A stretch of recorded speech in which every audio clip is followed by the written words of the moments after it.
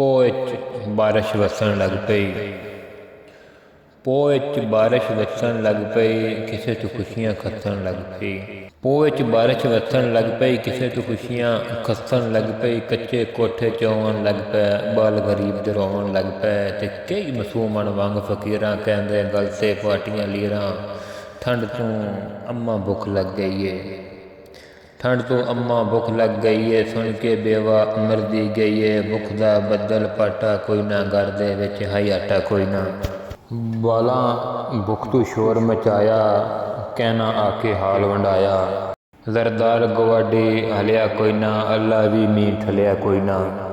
ਗੁਰਬਤ ਦੇ ਰਸੇ ਵੜ ਨਾ ਸਕੀ, ਬਾਲ ਵੀ ਕੱਲੇ ਛੱਡ ਨਾ ਸਕੀ। ਤੇ ਬੁੱਕਲ ਦੇ ਵਿੱਚ ਲੈ ਕੇ ਬੈਠੀ, ਸਭੇ ਸਦਮੇ ਸਹਿ ਕੇ ਬੈਠੀ।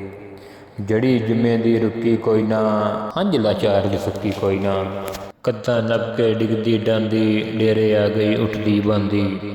ਕੱਦਾਂ ਨੱਪ ਕੇ ਡਿੱਗਦੀ ਡਾਂਦੀ, ਡੇਰੇ ਆ ਗਈ ਉੱਠਦੀ ਬਾਂਦੀ। ਦੌਲਤਮੰਦ ਅਗੋਂ ਹੱਸ ਕੇ ਡਿੱਠਾ, ਤੀਰ ਨਿਗਾਹੀਂਦੇ ਕੱਸ ਕੇ ਡਿੱਠਾ। ਐਤਾਂ ਸੀਰ ਸਜਾਵਣ ਦੇ ਚਾਅ, ਦਿਲ ਦੀ ਪਿਆਸ ਬੁਝਾਵਣ ਦੇ ਚਾਅ। ਨੀਅਤ ਵਿਖਾਈ ਚਾਅ ਜਦਨ ਵਡੇਰੇ, ਇੰਜ ਪੈ ਚੱਲਦੇ ਨ ਅੱਜ ਦੇ ਡੇਰੇ। ਗੁਰਬਤ ਬਚਾ ਕੇ ਨੱਸ ਕੇ ਆ ਗਈ, ਨਾਲੇ ਇਹ ਗੱਲ ਦੱਸ ਕੇ ਆ ਗਈ।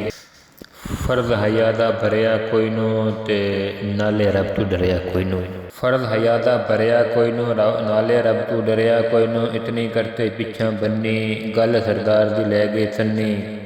ਤੇ ਪੁੱਤਰ ਦੀ ਲਾਸ਼ ਤੇ ਆ ਕੇ ਡਿੱਗੀ, ਪੁੱਤਰ ਦੀ ਲਾਸ਼ ਤੇ ਆ ਕੇ ਡਿੱਗੀ। ਸਾਬਰ ਚੁੱਪਾਂ ਵੱਟ ਕੇ ਮਰ ਗਈ, ਕਿਵੇਂ ਆਖਾਂ ਹੱਸ ਕੇ ਮਰ ਗਈ। ਲੋਕਾਂ ਨੂੰ ਇਹ ਦੱਸ ਕੇ ਮਰ ਗਈ। ਸਰ 'ਚ ਛਾਲਾ ਖਾਕ ਨਾ ਦੇਵੇ, ਗੁਰਬਤ ਅੱਲਾ ਪਾਕ ਨਾ ਦੇਵੇ।